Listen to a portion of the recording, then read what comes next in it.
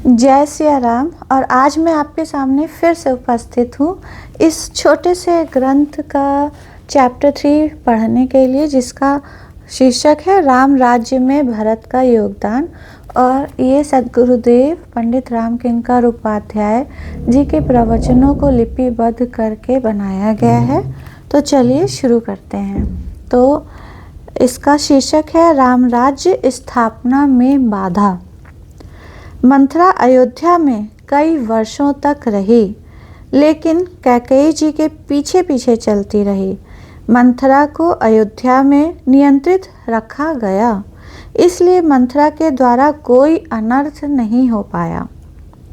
रामायण में सांकेतिक भाषा में कहा गया है कि लक्ष्मण जी मंथरा से सदैव सावधान रहते थे। उनको निरंतर ध्यान बना रहता था कि अयोध्या में कोई गड़बड़ी होगी तो मंथरा के कारण होगी। इसलिए जब कैकेयी जी के पास आंसू बहाते मंथरा आई तो उन्होंने कहा, दीन लखन सिख अस मन मोरे, लगता है लक्ष्मण ने तुम्हें कुछ शिक्षा दे दी है। लेकिन एक दिन लक्ष्मण असावधान हो गए। उन्होंने सोचा कि कल राम राज्य की स्थापना हो जाएगी। परिणाम क्या हुआ? इसका अभिप्राय यह है कि जीवन में सकामता भी है, लोभ भी है, लेकिन सकामता और लोभ अनियंत्रित न हों, एक सीमा में बने रहें। उसे समाज में रखकर चाहे उच्चतम स्थिति न हो, फिर भी समाज का व्यवहार चलता रहता है। लेकिन जिस समय वह स्थिति आती है जो रामायण में आई, तो क्या मंथरा अनियंत्रित हो जाती है। लेकिन संकेत केवल यह है कि मंथरा में भी सुख पाने की वृत्ति है। यह वृत्ति प्रत्येक व्यक्ति के जीवन में पाई जाती है। प्रत्येक व्यक्ति चाहता है कि मुझे लाभ हो। अगर मंथरा में, कैकेयी में लाभ की प्रवृत्ति है तो वह स्वाभाविक है। मंथरा यह पता लगाती है कि नगर क्यों सज रहा है। उसे मालूम होता है कि राम को राज्य मिलने वाला है। कल राम को राज्य मिलेगा। जरा इसे देखें। अगर किसी व्यक्ति को यह समाचार मिले कि उसकी नौकरी छूटने वाली है, या किसी को पता लगे कि उसे घाटा होने वाला है, तो यह सुनकर वह दुखी ना हो तो बड़ी उच्च स्थिति है। और अगर कोई दुखी हो जाए तो कोई आश्चर्य नहीं। व्यक्ति के मन में लाभ के साथ हानि की चिंता होना स्वाभाविक है। लेकिन मंथरा को यदि किसी ने यह बताया होता कि मंथरा, तुम अयोध्या से निकाली जाने वाली हो, राजमहल से निकालकर तुम्हें दासी, भिखारी बना दिया जाएगा, और यह समाचार सुनकर मंथरा दुखी होती, तो मंथरा का दुख अनुचित ना माना जाता। पर मंथरा को तो यह समाचार मिला था कि राम को राज्य मिल रहा है। मंथरा को इससे कोई परेशानी नहीं होनी चाहिए थी, पर यह सुनकर मंथरा का हृदय जलने लगा। इसका अभिप्राय यह है कि जब तक लोभ में हमें यह चिंता बनी हुई है कि हमें लाभ हो, तब तक कोई हानि नहीं। लेकिन जब किसी का यह स्वभाव बन जाए कि वह अपने लाभ के स्थान पर दूसरे के लाभ को सुनकर दुखी होने लगे, और चिंता यह हो जाए कि दूसरे का सुख और लाभ हम कैसे नष्ट करें, दूसरे का सुख नष्ट करके अपने स्वार्थ की पूर्ति कैसे करें, तब समस्या पैदा हो जाती है। मंथरा दुखी होती है, राम को राज्य मिल रहा है, उसको कोई हानि नहीं है। वह इतने से संतुष्ट नहीं हो जाती कि राम को राज्य मिलने वाला है। जब हृदय समाचार सुनकर जलने लग जाता है, तो अंत में वह षड्यंत्र की योजना बनाती है। कहती है, नहीं नहीं, मैं राम को संकट में डालूंगी, दुख में डालूंगी। कैकेयी निंदनीय कब हो जाती हैं? जब उसमें स्वार्थपरता आ जाती है, भेद बुद्धि आ जाती है। मंथरा ने यही कार्य किया और भेद बुद्धि उत्पन्न कर दी, अपने और पराये का भाव उत्पन्न कर दिया। अयोध्या में रहकर कैकेयी जी ने अपने जीवन में बदलाव लाने की चेष्टा की थी। राम और भरत को समान प्रेम करने की चेष्टा की थी। मंथरा ने समझाया कि भरत तुम्हारे बेटे हैं और राम तुम्हारी सौत के बेटे हैं। दूसरी बात, मंथरा ने कैकेयी के जीवन में संशय का उदय किया। कैकेयी को विश्वास था कि राम उन्हें बहुत प्रेम करते हैं। मंथरा ने उन्हें विश्वास दिलाया कि राम बहुत प्रेम करते थे। रहे प्रथम अब ते दिन बीते। वे बातें पुरानी हो गईं। अब राम तुमसे प्रेम नहीं करते हैं। मंथरा कैकेयी के मन में प्रेम के स्थान पर भेद उत्पन्न करती है, अपने पराये का भेद उत्पन्न करती है, राम के प्रति संशय उत्पन्न करती है।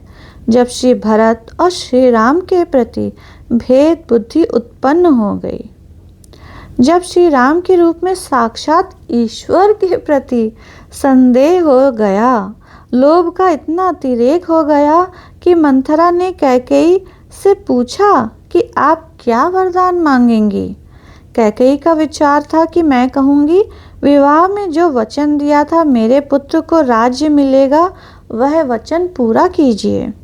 तब मंथरा ने कहा कि यह भूल मत कीजिए, तब तो आनंद अधूरा रह जाएगा। यह वरदान मांगने से भरत को राज्य मिल जाएगा, लेकिन पूरा आनंद तब आएगा जब सौत से बदला लो। एक के स्थान पर दो वरदान मांगिए, एक से भरत को राज्य मिले और दूसरे से कौशल्या के बेटे को वनवास। इसका अभिप्राय यह है कि ये तीन बातें जब व्यक्ति के जीवन में आ जाती हैं, जब हमारी क्रिया में अपने पराये का भेद आता है, हमारी क्रिया में संशय की वृत्ति जागती है और जब हमारी क्रिया में दूसरे को दुख पहुंचाकर, दूसरे को कष्ट पहुंचाकर सुखी बन जाने की धारणा व्याप्त हो जाती है, अपने बेटे को राज्य और दूसरे के बेटे को वन देकर आनंद की अनुभूति होती है, तो क्रिया निंदनीय हो जाती है। यही क्रिया समाज के लिए घातक होती है, राम राज्य में बाधक बन जाती है। तो कैकेयी मानस में क्रिया की प्रतीक हैं, पर इसी क्रिया के द्वारा श्री भरत का जन्म होता है। श्री भरत में भक्ति और प्रेम आता है। यही क्रिया दुखों का निराकरण करती है और अंत में यही क्रिया राम राज्य की स्थापना का हेतु बन जाती है। इसका सांकेतिक अभिप्राय एक उदाहरण को सुनकर जानिए। जब गुरु जी ने कहा कि श्री राघवेंद्र को स्नान कराओ, श्री भरत जी आगे बढ़े कि मैं राघवेंद्र को स्नान कराऊं। श्री राघवेंद्र ने कहा कि नहीं, याद रखो मैं बड़ा भाई ही नहीं, अब तो मेरा पद राजा का है। मैं जो आदेश दूं उसका पालन करो। उन्होंने श्री भरत को उसी आसन पर बैठाया जिसमें वह बैठने जा रहे थे और भरत के पीछे खड़े हो गए। जिस सिंहासन पर बैठना है वह प्रभु कौन सा कार्य कर रहे हैं, जिसे सिंहासन पर बैठना है वह प्रभु कौन सा कार्य कर रहे हैं। श्री भरत की जटाएं 14 वर्ष में उलझ गई थीं। वे बाल सुलझा रहे हैं, जिन्हें बरगद के दूध से उलझा दिया गया था, उससे सुलझाना कोई साधारण काम है। भरत संकोच में पड़ गए और विनम्रता से बोले, प्रभु राज्याभिषेक की घड़ी में विलंब हो रहा है, आप कृपा कीजिए। आपने कौन सा कार्य लिया? बाल सुलझाने का। उसके पीछे राघवेंद्र का अभिप्राय था कि समाज की समस्याओं को सुलझाना राजा का कार्य होता है, पर भरत समस्या यह है कि अयोध्या में जितनी समस्याएं थीं सभी तुमने सुलझा दी। अब मेरे लिए सुलझाने के लिए तुम्हारे बाल ही बाकी हैं और कुछ बाकी नहीं। वस्तुतः श्री भरत ने अयोध्या की समस्याओं को सुलझाया, कैकेयी की भेद बुद्धि को, कैकेयी की स्वार्थपरता को। कैकेयी ने मंथरा से प्रेरित होकर संशय की सृष्टि की थी। श्री भरत ने अपने व्यक्तित्व से उसे परिवर्तित किया। तीनों विचारधाराएं मिटी। तब सच्चे अर्थों में राम राज्य की स्थापना हुई। इसका सांकेतिक तात्पर्य यह है कि जब तक हम मंथरा की विचारधारा पर विजय पाने के लिए भरत के व्यक्तित्व, आचरण, प्रेम और भक्ति का आश्रय नहीं लेंगे, तब तक हमारे राम राज्य की कल्पना अधूरी रहेगी। राम राज्य की स्थापना का संकल्प महाराज श्री दशरथ ने किया, लेकिन कैकेयी जी मंथरा से आक्रांत हो जाती हैं। प्रारंभ में मंथरा को फटकारती हैं, पर बाद में मंथरा का इतना प्रभाव पड़ जाता है कि वे कोप भवन में बैठ जाती हैं। वे राम राज्य की स्थापना पर श्री राम को वन भेजने का प्रस्ताव दशरथ जी के सामने रखती हैं। इस तरह राम राज्य बनते बनते रुक गया। दूसरे अर्थों में कहें तो कह सकते हैं कि जब भी मनुष्य के अंतःकरण में राम राज्य की स्थापना का संकल्प हो, चाहे वह राम राज्य की स्थापना व्यक्तिगत जीवन में हो या पूरे समाज के जीवन में हो, जब भी साधना का श्री गणेश होगा तो व्यक्तिगत जीवन से ही होगा। लेकिन व्यक्तिगत जीवन से होने के पश्चात केवल अपने व्यक्तिगत कल्याण की वृत्ति के द्वारा ही साधना की परम सिद्धि नहीं की जा सकती है। वह व्यक्तिगत साधना समस्त लोक के कल्याण की भावना से सबके सुख और सबके हित के लिए अर्जित की जाए। यह बड़ा कठिन मार्ग है, पर राम राज्य का मार्ग यही है। राम राज्य की स्थापना में तभी बाधा आती है जब माँ कैकेयी की तरह भेद बुद्धि आ जाती है और अपने पराये का भेद अंतःकरण में उत्पन्न होता है। जब कैकेयी जी के अंतःकरण में श्री राम के प्रति संदेह की वृत्ति जागृत होती है और जब कैकेयी को मंथरा यह प्रेरित करती है कि अब केवल भरत के राज्याभिषेक का वरदान ना मांग करके श्री राम के लिए वन की याचना भी कीजिए, तब उनका जीवन संशय से भर जाता है। जब हमारे अंतःकरण में अपने पराये की भेद बुद्धि बढ़ जाती है और जब हमारे जीवन में केवल अपने लाभ की चिंता ना रह करके दूसरे को कष्ट पहुंचाकर, दूसरे को हानि पहुंचाकर के ही अपने स्वार्थ की पूर्ति की चिंता व्याप्त हो जाती है, तब राम राज्य की स्थापना नहीं हो पाती है। इसे दूसरे अर्थों में कहें तो यूँ कह सकते हैं कि व्यक्ति और समाज की वैसे बड़ी विचित्र मनोवृत्ति दिखाई देती है। प्रत्येक व्यक्ति जब कोई कार्य करता है तो कार्य करने से पहले स्वाभाविक रूप से यही मान करके कार्य उत्साहपूर्वक कर सकता है कि जो कुछ मैं कर रहा हूँ वह ठीक कर रहा हूँ। यह बिल्कुल उचित है। समाज में अच्छे तथा बुरे प्रत्येक कार्य को करने वाले जितने भी व्यक्ति हैं, उनमें चाहे कोई अच्छे से अच्छा हो, बुरे से बुरा हो, कोई कार्य करने के पहले वह अपने आप को संतुष्ट कर लेता है, तभी किसी कार्य को करता है। कैकेयी जी की स्थिति क्या है? यहीं पर गोस्वामी जी ने सूत्र संकेत किया है। कैकेयी जी के सामने यह समस्या है कि वे कैकेयी महाराज की पुत्री हैं, पर उसके साथ साथ उनकी यह महानता भी है कि उन्होंने भरत जैसे महान संत को जन्म दिया। तो वस्तुतः कैकेयी जी यदि क्रिया है तो एक और कैकेयी और एक और श्री भरत। हम कह सकते हैं कि हमारी क्रिया कैकेयी की भावना से, कर्तव्य की भावना से, स्वार्थपरता की भावना से, भेद बुद्धि की भावना से आक्रांत हो जाती है तो ऐसी क्रिया निंदनीय हो जाती है, समाज के लिए अकल्याणकारी हो जाती है। लेकिन समाज के लिए क्रिया कितनी भी अकल्याणकारी क्यों न हो, क्या इसका अभिप्राय यह हुआ कि व्यक्ति क्रिया के दोषों को समझकर क्रिया कर्म छोड़ दे? ऐसा लग सकता है कि कौशल्या जी और सुमित्रा जी में तो कोई दोष नहीं है, लेकिन कैकेयी जी में गुण और दोष दोनों दिखाई देते हैं।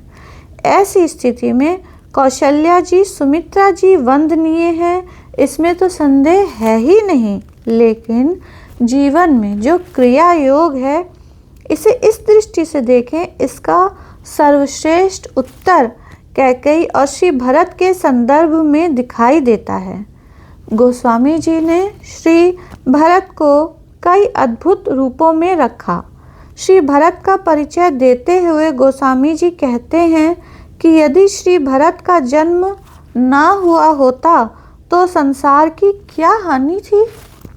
उन्होंने यही चुनौती देते हुए कहा है, जो न होत जग जन्म भरत को, सकल धर्म धुरी धरनी धरत को।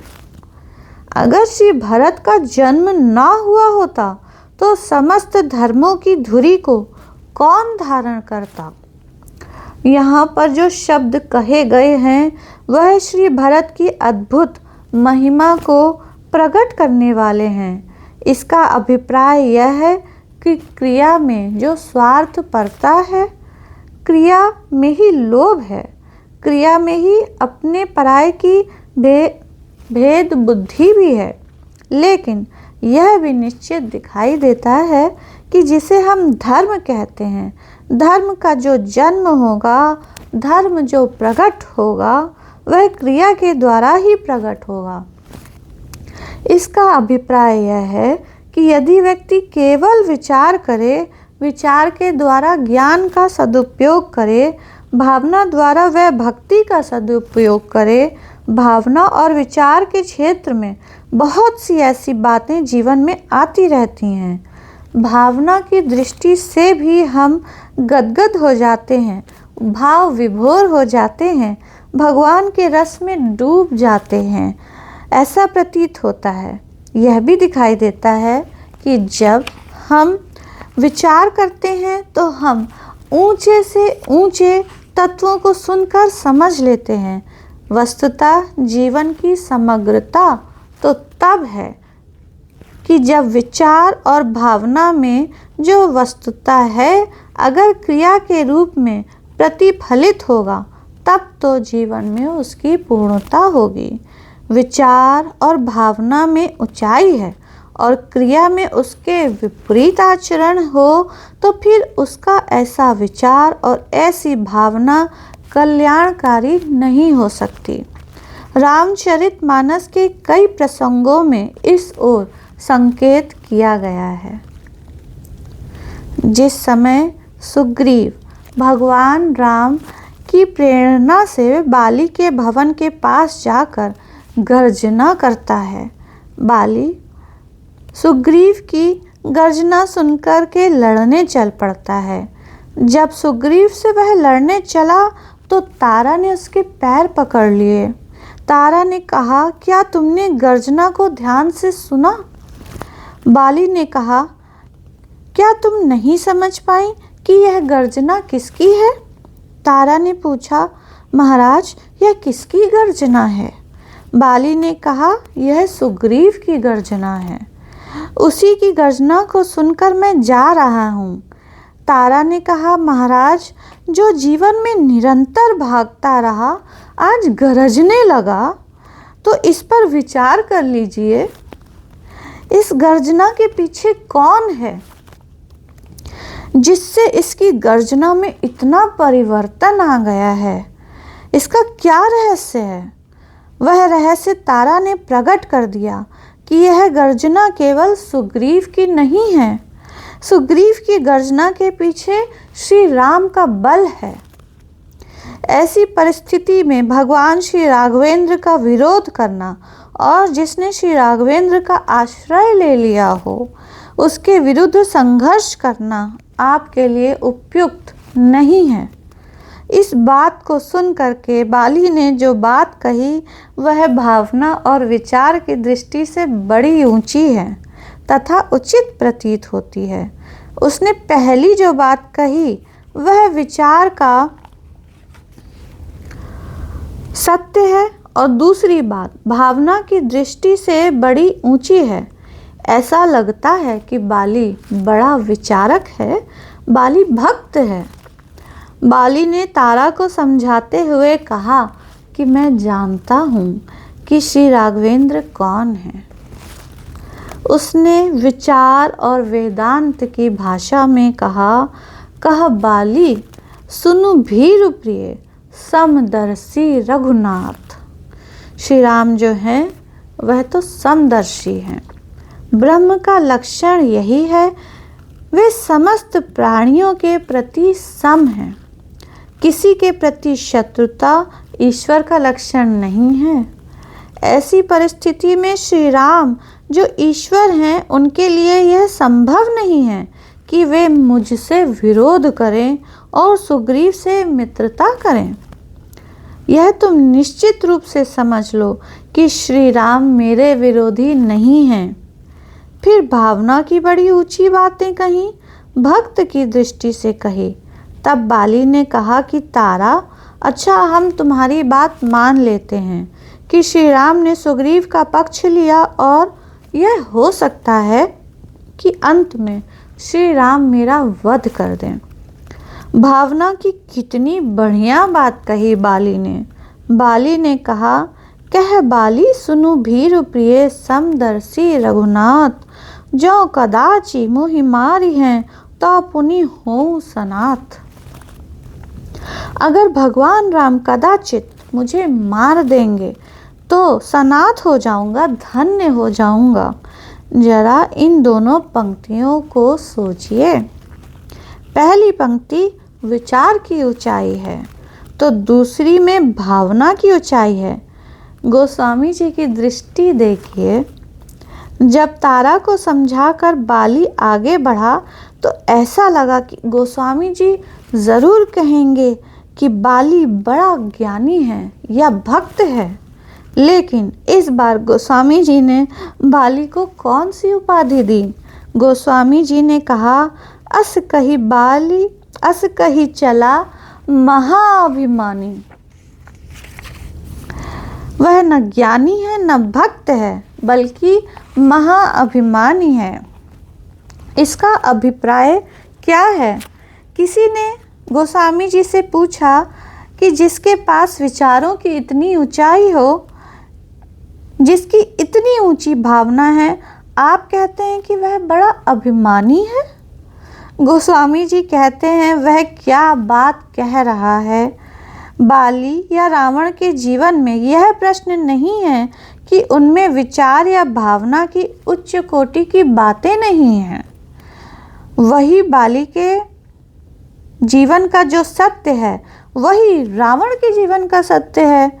रावण को भी अगर देखें तो वैराग्य की बातों में इतनी ऊंचाई है।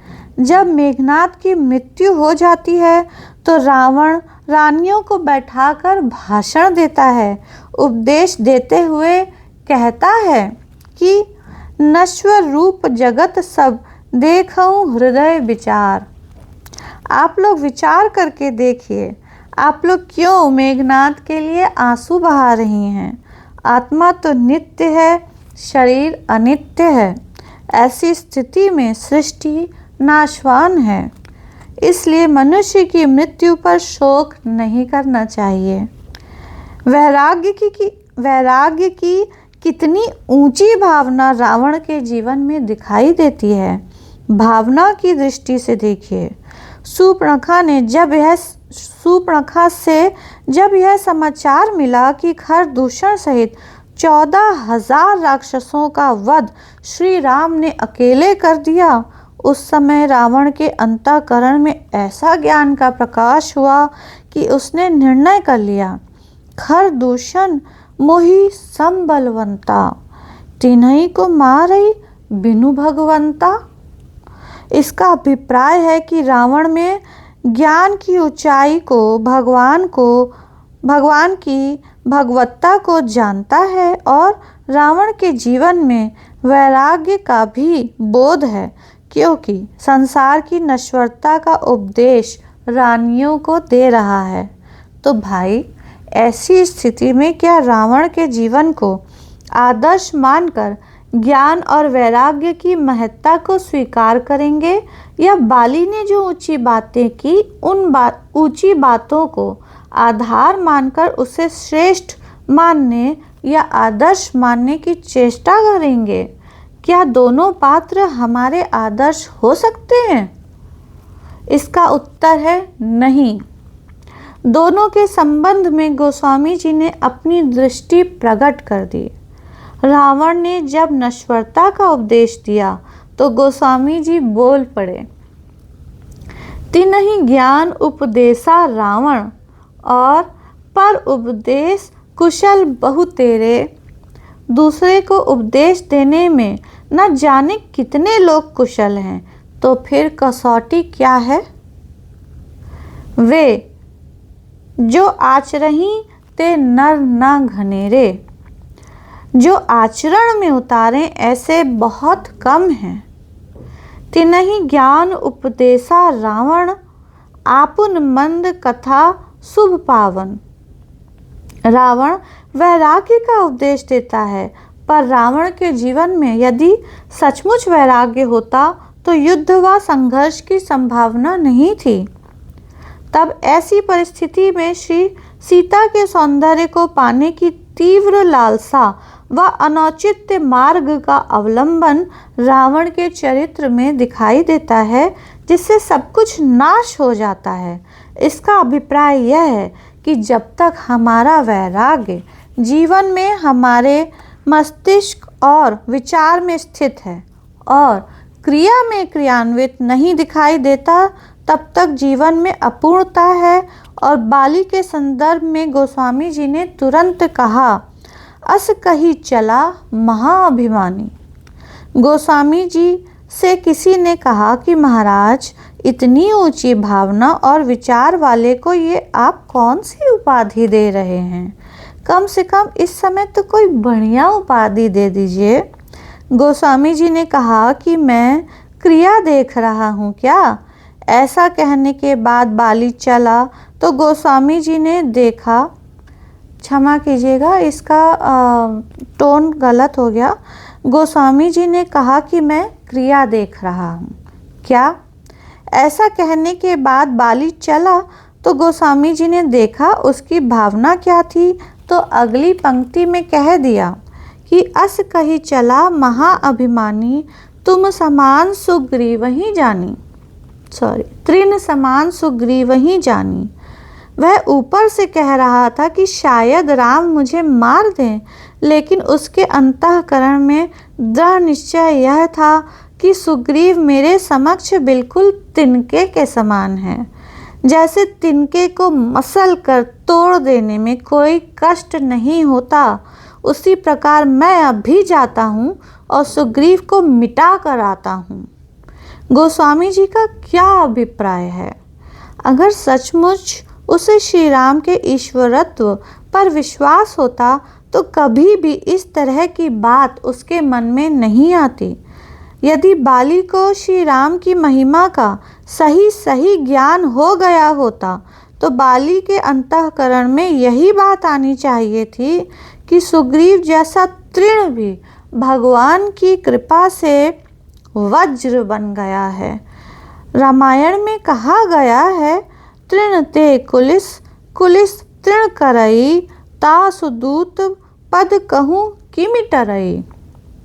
ईश्वर वह है जो तृण को वज्र बना देता है और वज्र को तृण बना देता है। बाली यह नहीं समझ सका कि इंद्र के अंश से जन्म लेने पर भी वज्रधारी रूप में भी मैं तृण के समान हो गया हूँ और सुग्रीव तृण के समान होते हुए भी वज्र के समान हो गया है। यही भगवान की महिमा है। इस महिमा के ज्ञान से जिस क्रम का उदय उसके जीवन में होना चाहिए वह नहीं हुआ। जानने का फल क्या दिखाई देगा? उसके आगे के क्रम का परिचय देते हुए गोस्वामी जी कहते हैं, जाने बिन न होई प्रतीति, बिन प्रतीति होई नहीं प्रीति। प्रीति बिना नहीं भगति दृढ़ाई, जिमि खगपति जल की चिकनाई। जानने के बाद विश्वास होता है, विश्वास के बाद प्रेम आता है, प्रेम के द्वारा भक्ति दृढ़ होती है। इसका अभिप्राय यह है कि यदि व्यक्ति को सच्चे अर्थों में जानना होगा तो उसके अंतःकरण में विश्वास तथा प्रेम का उदय हुए बिना नहीं रहेगा। बाली और रावण के जीवन की आलोचना की गई है। यह आलोचना उनके ज्ञान की कमी या भावना की ऊंचाई के लिए नहीं की गई है। गोस्वामी जी ने रावण के लिए लिख दिया। लोग उसे सुनकर उछल पड़ते हैं कि रावण कितना ऊंचा था। रावण जब सीता जी का हरण करने के लिए गया तो सीता जी ने उसे फटकारा। गोस्वामी जी ने लिख दिया तो लोग उसका न जाने क्या अर्थ ले लेते हैं। वहाँ लिखा है, सुनत बचन दस शीस रिसाना, मन महु चरण बंदी सुख माना। रावण ने मन ही मन सीता जी के चरणों में प्रणाम किया। बस इस पंक्ति के आधार पर अनेक लोग ऐसे हैं जो कहते हैं रावण सच्चे अर्थों में महान भक्त था, क्योंकि वह श्री राम सीता को पहचानता था। इसके साथ साथ अगर खरदूषण के प्रसंग में उसने जो श्री राम के ईश्वरत्व को जाना और आगे चल करके श्री सीता के चरणों की वंदना की, शायद गोस्वामी जी जो कहना चाहते हैं उस पर आपकी दृष्टि नहीं गई। गोस्वामी जी बताना चाहते हैं कि ऐसी क्षणिक भावना और ऐसे क्षणिक विचार का उदय न जाने कितने व्यक्तियों के जीवन में हुआ करता है। कुंभकर्ण के संदर्भ में गोस्वामी जी ने इसी ओर संकेत किया है। कुंभकर्ण सो रहा है और रावण उसे जगाता है, बताता है कि कैसे उसने सीता का हरण किया और उनके हरण के पश्चात युद्ध और उसमें आधी सेना मारी जा चुकी है। जब यह बात कुंभकर्ण ने सुनी तो रावण को फटकारते हुए कहा, जगदम्बा हरि आनी अब सठ चाहत कल्याण। गोस्वामी जी की चतुराई देखिए। कुंभकर्ण के शब्द सुनकर रावण पर क्या प्रतिक्रिया होती है, इस पर विचार कीजिए। विभीषण ने चरण पकड़कर विनीत भाव से रावण को समझाया था, तब उसने चरण मारकर समीप से निकाल दिया था। लेकिन कुंभकर्ण के कठोर वचन सुनकर वह क्रोधित नहीं हुआ, क्योंकि वह कुंभकर्ण को अच्छी तरह जानता था।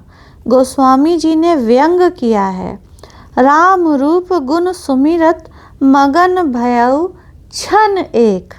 श्री राम के रूप और गुण का स्मरण करके कुंभकर्ण मगन हो जाता है, लेकिन कितनी देर के लिए? क्षण एक। गोस्वामी जी ने इसी विशेष बात पर जोर दिया है कि एक क्षण के लिए भावना का उद्रेक अनगिनत लोगों के जीवन में होता है। रावण विभीषण से नाराज हो गया। वह जानता था कि विभीषण सच्चे अर्थों में भक्त है और उसके हृदय में मेरे कार्य के प्रति सच्चा विरोध है। और जब रावण को कुंभकर्ण ने उपदेश दिया तो उसे किसी प्रकार की चिंता नहीं हुई, क्योंकि वह जानता था कि कुंभकर्ण भावना में राम का चाहे कितना पक्ष ले, लेकिन लड़ेगा तो मेरी ओर से, राम की ओर से नहीं। उसे ऐसा पूरा विश्वास था। उसके बाद गोस्वामी जी कहते हैं, राम रूप गुण सुमिरत मगन भयउ क्षण एक, रावण मांगेउ कोटि घट मद अरु महिष अनेक। थोड़ी देर ध्यान में रहा, तभी रावण से मदिरा के घड़े ले और मांसाहार भोजन करा, महिप खाई करी मदिरा पाना, गर्जा बजरा घती समाना। गोस्वामी जी ने व्यंग किया। कुंभकर्ण अभी राम में मगन था और महिष खाकर शराब पीकर रावण की जय जयकार कर रहा है। गोस्वामी जी कुंभकर्ण से युद्ध के प्रसंग में कहते हैं कि भगवान श्री राघवेंद्र ने कुंभकर्ण को मारने से पहले उसके मुख को बाणों से भर दिया। इसका अभिप्राय क्या है?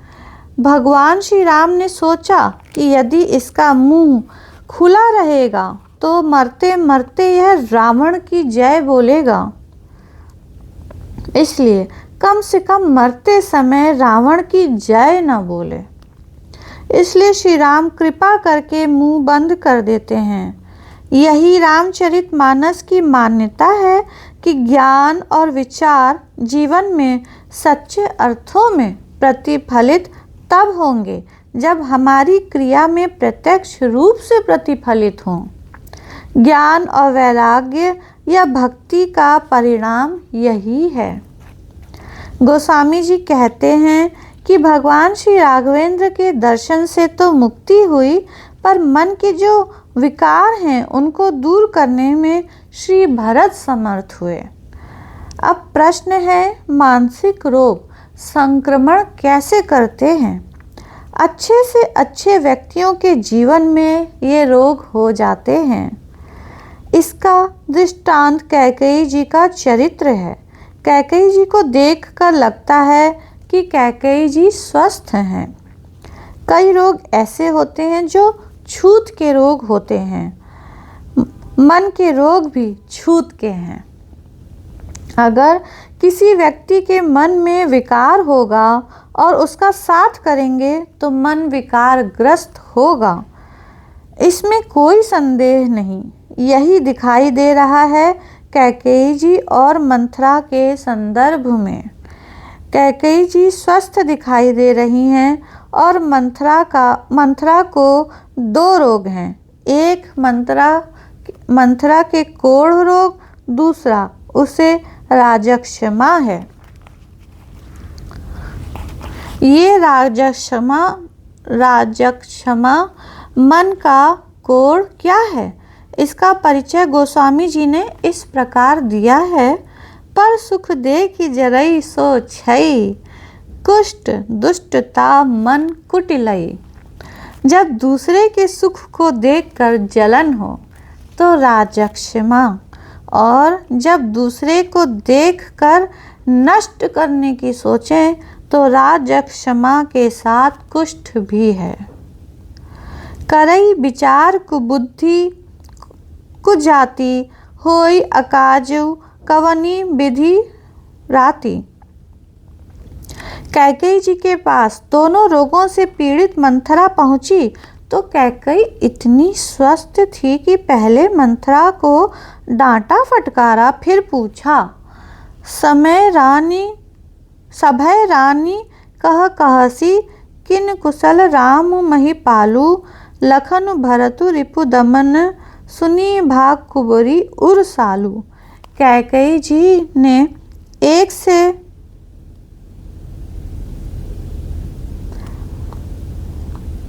कैकेयी जी ने सबसे पहले पूछा कि राम कुशल से हैं, फिर महाराज दशरथ, उसके बाद लक्ष्मण, भरत और शत्रुघ्न को पूछती हैं। जब कैकेयी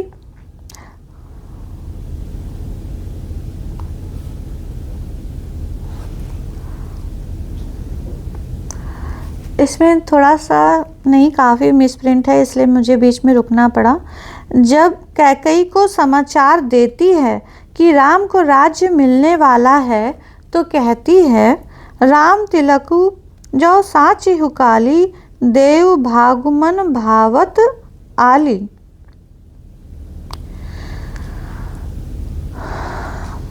इसमें मिसप्रिंट है। इसका अर्थ यह है कि कैकेयी जी मंथरा से ये कह रही हैं कि अगर जो है राम को कल राज्य मिलता है, तिलक होता है, तो जो तुम्हारे मन का होगा वह मैं तुम्हें दूंगी। देखकर लगता है वे कितनी उदार हैं, कितना प्रेम है और ईर्ष्या द्वेष वृत्ति का अभाव है। लेकिन मंथरा ने भांप लिया।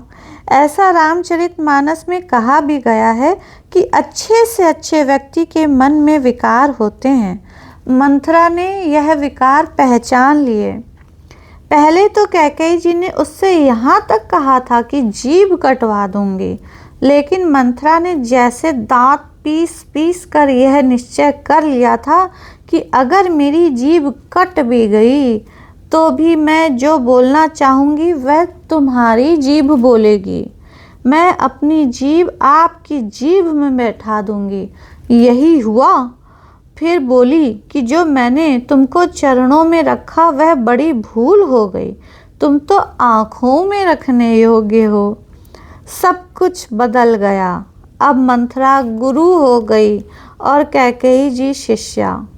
जब महाराज दशरथ को भवन में पहुँचे और कैकेयी जी बोल नहीं रही हैं तो गोस्वामी जी से किसी ने पूछा कि कैकेयी जी बोल क्यों नहीं रही हैं। गोस्वामी जी कहते हैं कि मंत्र सिद्धि करने वाले सिद्धि करने बैठते हैं तो नहीं बोलते हैं। इनका गुरु कौन है? कोटि कुटिल मणि पही गुरु पढ़ाई। जो समस्त कुटिलों में कुटिल है उसने मंत्र दिया है, वह गुरु है। शिष्या के रूप में कैकेयी जी। परिणाम क्या होता है? राम को वन जाना पड़ता है। वस्तुतः हमारे हृदय में भगवान का निवास है। भगवान सर्वव्यापी हैं, पर भगवान राम व्यवहार में वन चले गए। इसका अभिप्राय यह है कि जब हमारे जीवन में अहंकार आ जाता है, ममता आ जाती है, स्वार्थपरता आ जाती है, ईर्ष्या आ जाती है, तो भगवान दूर चला जाता है। भगवान राम तो चले गए, पर भरत की भूमिका क्या है? वन गमन की सूचना पाकर भगवान राघवेंद्र प्रसन्न हैं। उन्होंने कैकेयी जी से कहा कि माँ, आप मेरे लिए कल्पतरु हो गई। गुरु वशिष्ठ ने जब बताया कि मुझे राज्य मिलेगा, मैं बड़ा उदास हो गया कि हमारे राज्य में छोटे को छोड़कर बड़े को राजा बनाया जाता है। पर माँ, आप कल्पतरु बन गईं। आपने कहा कि भरत को राज्य मिलेगा, तो आपने मेरी कल्पना पूर्ण कर दी। कल्पतरु से जो जितना मांगो उतना मिलता है, तुमने तो अधिक दिया। मुझे वन भेज दिया, यह तो मेरे लिए अमृत की प्राप्ति हो गई। कैकेयी जी के प्रति भरत का व्यवहार क्या है? कैकेयी जी के प्रति भरत जी का व्यवहार रोगी के प्रति योगी का है। क्रिया के जितने दोष कैकेयी जी के चरित्र में आ गए थे, उन्होंने कैकेयी के विरुद्ध इतने कठोर शब्द कहे कि दोषों का निवारण हो गया। अगर रोगी का हित कड़वी दवा में हो तो उसे कड़वी दवा देनी चाहिए।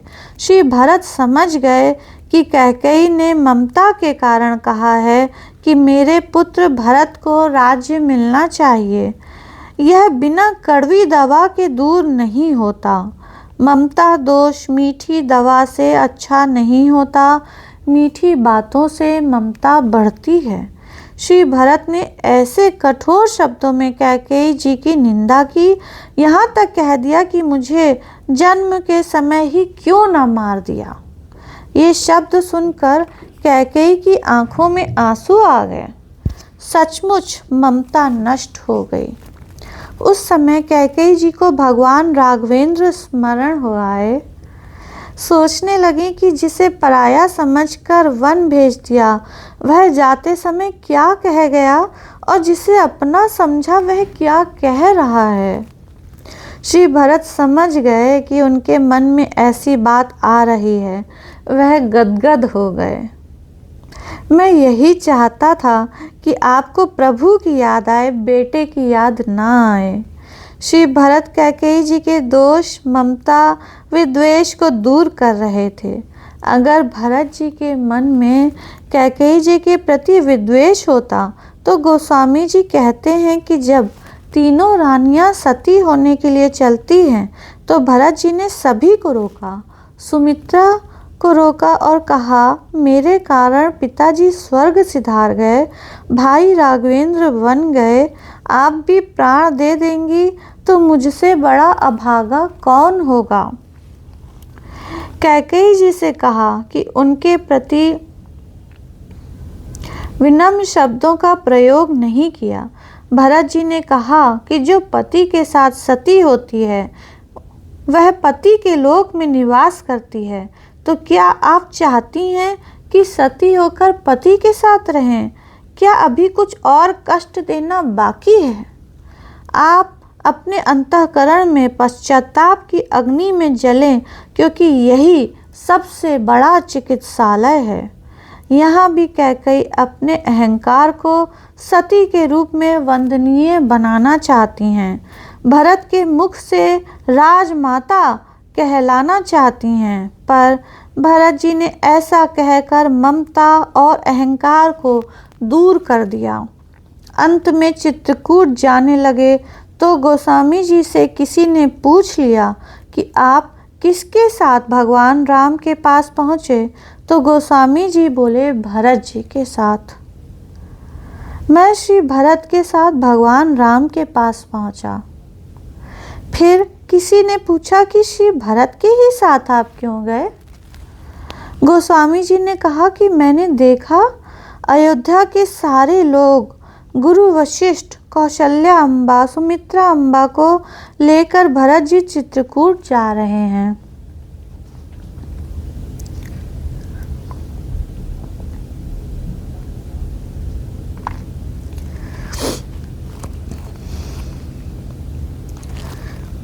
जब मेरी दृष्टि गई तो देखा कि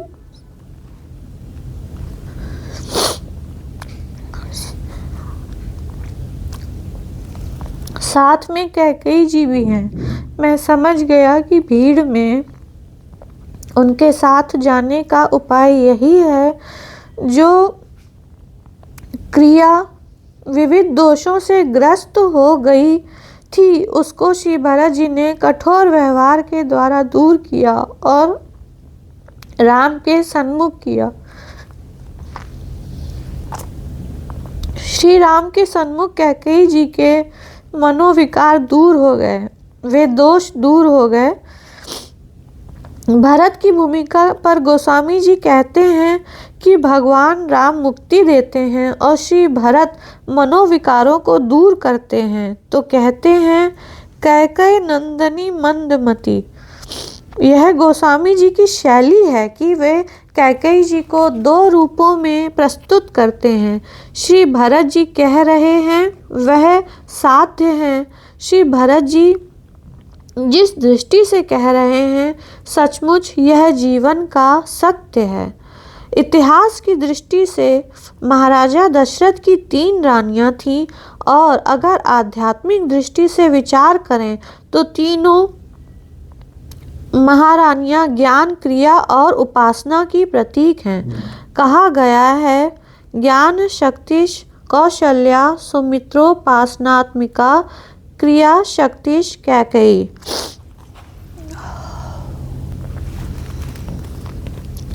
कौशल्या अम्बा मूर्तिमय ज्ञान है और कैकेयी अम्बा क्रिया स्वरूप हैं, जबकि सुमित्रा अम्बा साक्षात उपासना व भावना है।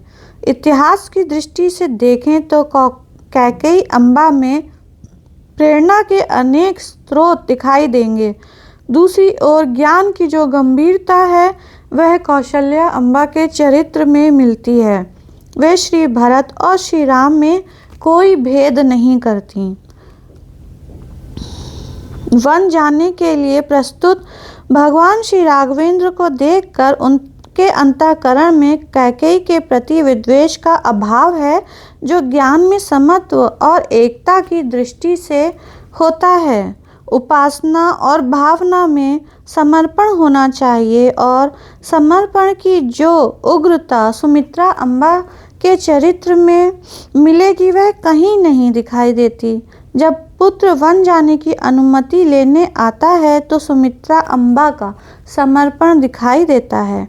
वह लक्ष्मण जी से कहती हैं, तात तुम्हारी मातु वैदेही, पिता राम सब भांति स्नेही। अवध तहाँ जहाँ राम निवासु, तहीं दिवसु जहाँ भानु प्रकाशु। जौ पैसिए राम बन जाहि, अवध तुम्हार काजु कुछ नाही।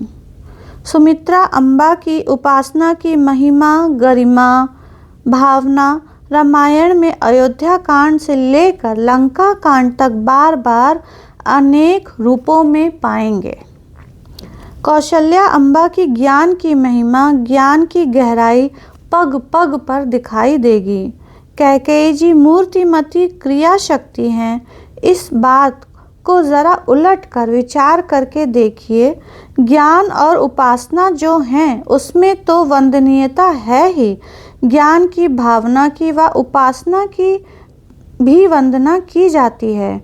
जहाँ समत्व है वंदना है, जहाँ समत्व है वंदना ही वंदना है। जहाँ पर भक्ति का समर्पण है वहाँ वंदना ही वंदना है। पर क्रिया के साथ बड़ी जटिल समस्या जुड़ी हुई है। यह भी हमारे आपके जीवन का सत्य है। जब हमारे आपके जीवन में ज्ञान और उपासना शक्ति सक्रिय होती हैं तब तो हमारे जीवन में जो चेष्टाएं होती हैं वह समत्व और समर्पण से भरी हुई होती हैं। लेकिन बहुधा यह भी कह सकते हैं कि हमारे आपके जीवन में व्यवहार में जो शक्ति सक्रिय होती है वह क्रिया शक्ति है। यह क्रिया शक्ति निंदनीय है कि वंदनीय है? चाहे यह विचार करें कि कैकेयी जी निंदनीय है कि वंदनीय है, और चाहे इस दृष्टि से विचार करें कि क्रिया शक्ति निंदनीय माने कि वंदनीय।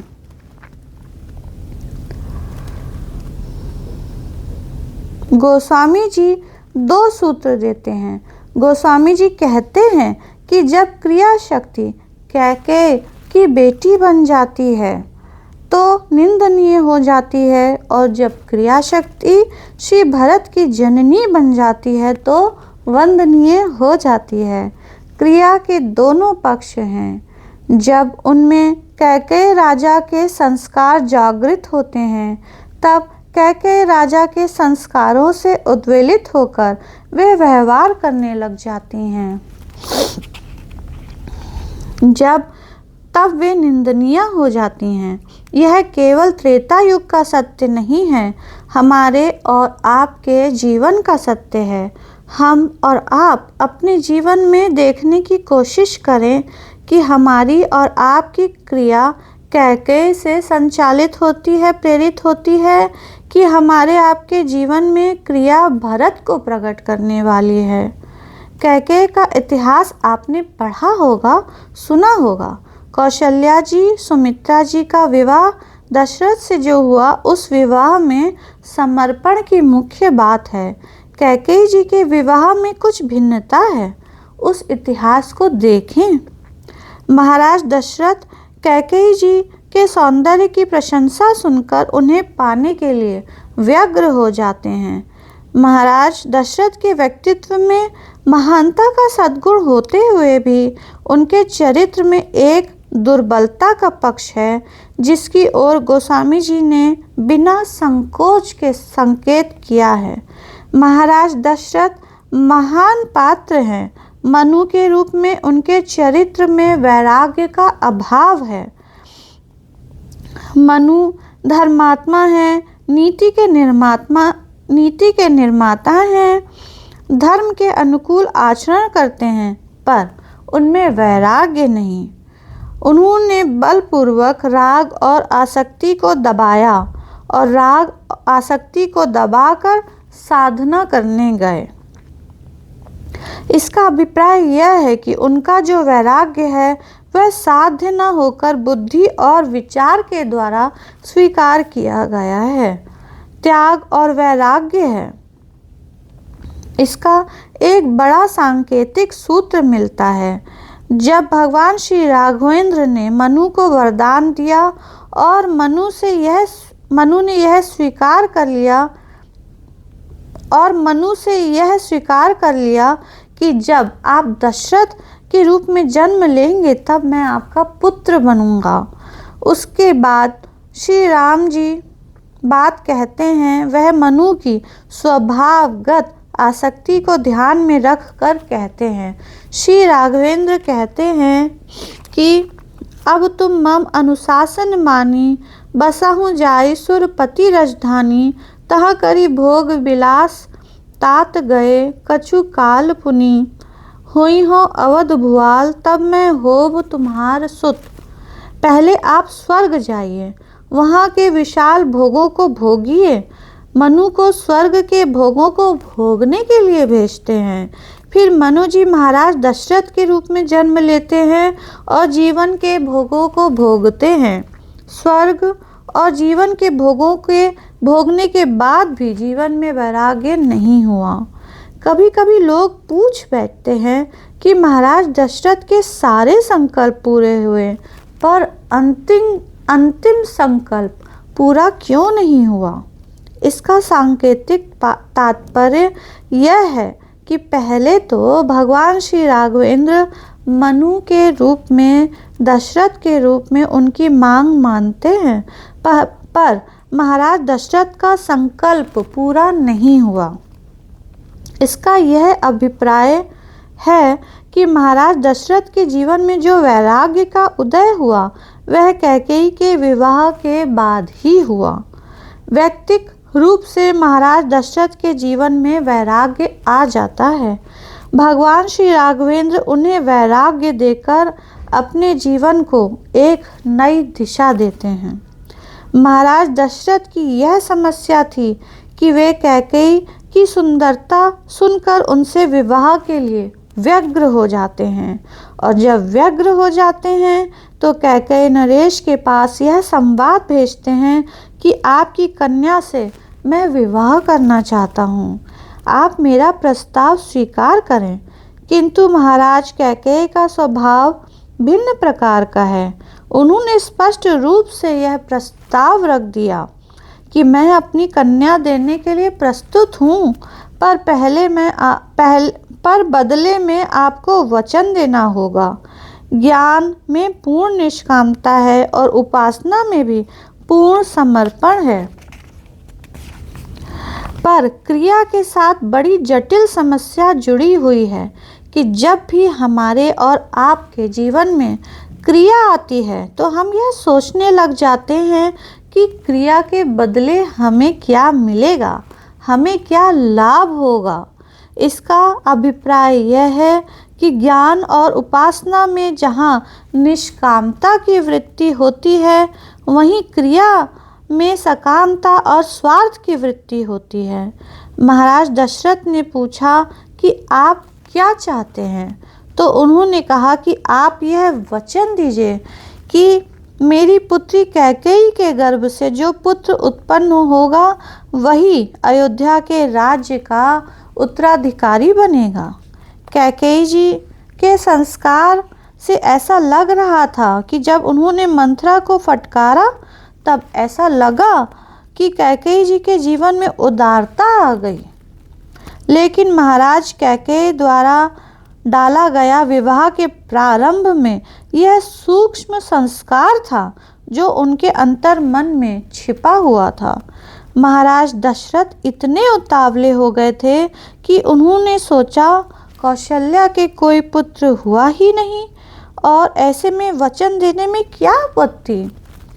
कैकेयी के गर्भ से जो पुत्र उत्पन्न होगा उसी को अयोध्या का उत्तराधिकारी बनाऊंगा। कैकेयी ने सोचा कि कहीं अयोध्या वाले अपने वचन से मुकर न जाएं और मेरी बेटी के पुत्र को राज्य न मिले।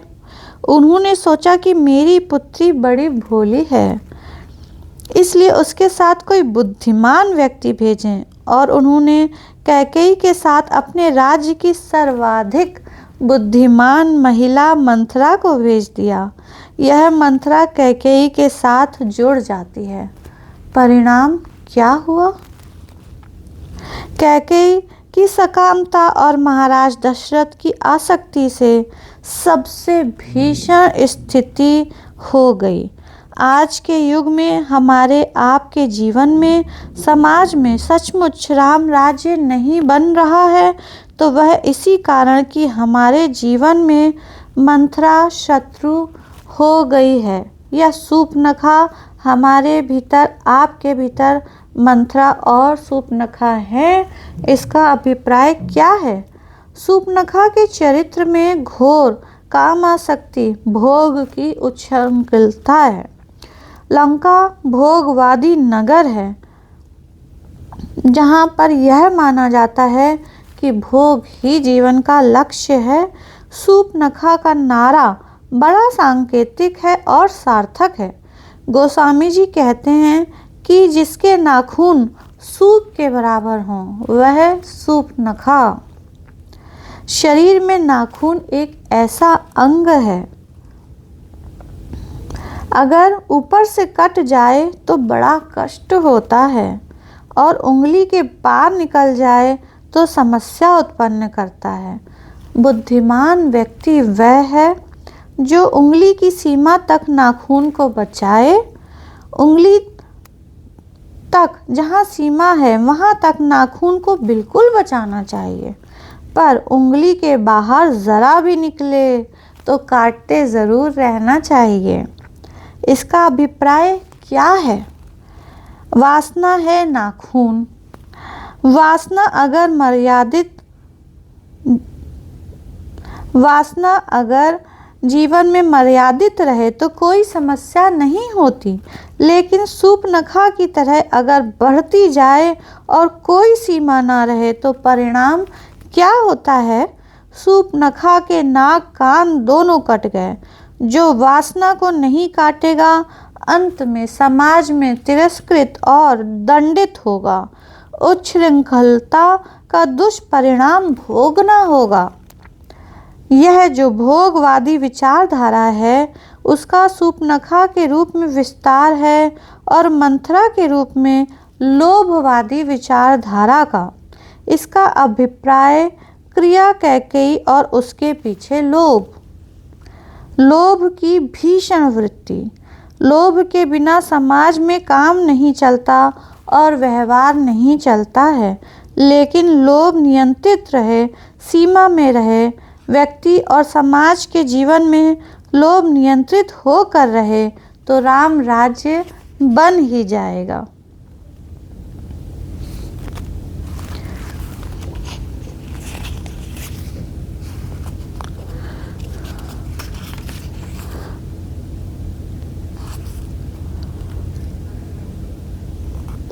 ईश्वर के प्रति अनन्य भाव ही सर्वोपरि। ईश्वर के प्रति अनन्य भाव ही सर्वोपरि है और इसी अनन्यता से ही ईश्वर की प्राप्ति होती है। हंस और चातक रामचरितमानस में अनन्यता के प्रतीक हैं। हंस मोती चुनता है और दूध पानी के मिश्रण से दूध पी लेता है। चातक केवल स्वाति नक्षत्र का ही जल पीता है और पूरे वर्ष भर किसी नक्षत्र की वर्षा का जल नहीं पीता। यहाँ इन दोनों पक्षियों का भाव प्रमुख है, प्रकृति नहीं। एक बार एक चातक को किसी बहेलिये ने तीर से मार दिया और वह गंगा जी की धारा में जा गिरा, लेकिन उसने मृत्यु के समय भी गंगा जल नहीं पिया, बल्कि अपनी चोंच दबाकर मुंह ऊपर कर लिया कि कहीं गंगा जल की कोई बूंद मुंह में ना पहुंच जाए। इसी प्रकार हंस मोती चुगता है। इन दोनों पक्षियों का गोस्वामी जी ने अनन्यता के प्रतीक के रूप में प्रयोग किया है। प्रेम की अनन्यता का पाठ सीखना है तो चातक से सीखें। ईश्वर ही एक ऐसा है जिसमें केवल गुण है, बाकी तो कोई ऐसा है ही नहीं जिसमें गुण हो, दोष ना हो। जब राम ने सनक, सनंदन, सनातन, सनत कुमार को आते देखा तो उन्होंने पीताम्बर भी हटा दिया, क्योंकि पीताम्बर से संपूर्ण दर्शन में बाधा पड़ती। कई लोग ऐसे होते हैं, मंदिर में जाकर मूर्ति की सज्जा देखते हैं, अलंकरण देखते हैं, वास्तविकता भी यही है। ईश्वर जिसको दर्शन नहीं देना चाहता उसके आगे पीताम्बर में छिप जाता है। तभी श्री भरत ने पूछा कि संत के लक्षण क्या हैं, बल्कि हनुमान जी से कहा। हनुमान जी ने भगवान राम से कहा, नाथ भरत कुछ पूछन चाहें। इस पर भगवान राम ने कहा कि जो अपने संतत्व को ना जाने, तात भरत तुम सब विधि साधु वही संत है। जय सिया राम। इसके साथ ही यह लेख पूरा होता है। और यह जो छोटा सा मैंने अंश पढ़ा वह इन दोनों चैप्टर्स या अध्याय के बीच में आधे पन्ने का था, तो मुझे लगा उसको इसी के साथ ही मैं पढ़कर एक अच्छे रूप में इस लेख को पूर्ण कर दूं। तो इसी के साथ आपसे विदा लेती हूं और जय सिया राम। बोलिए सद्गुरुदेव भगवान की जय। सद्गुरुदेव भगवान अमर हैं। जय जय श्री सीताराम।